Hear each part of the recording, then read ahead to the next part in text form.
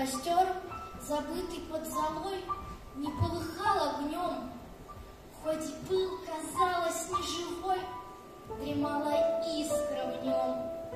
Гуляка, ветер, озорник, проснувшись поутру, губами смелыми приник к дремавшему костру.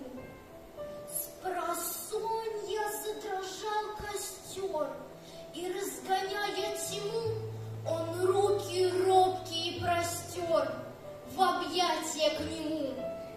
Игриво жаркой огня взметнулась к той поре, как грива рыжего коня на утренней заре.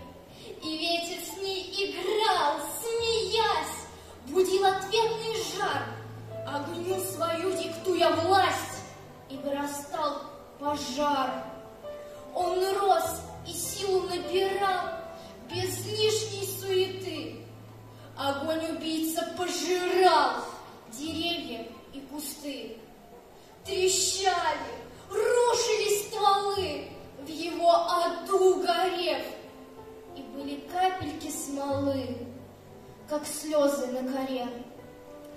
Забыв укромное жилье и с ужасом в душе, бежало в панике зверье, теряя малышей, стараясь обогнать беду, спастись бы самому, и задыхаясь на бегу, и падая в дыму.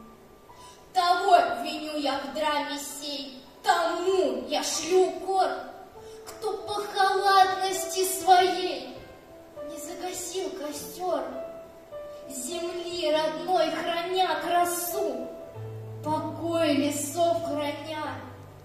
Ты ради баловства в лесу не разводи огня, чтоб чьи-то души не украв, с собою быть в ладу, чтоб искра твоего костра не принесла беду.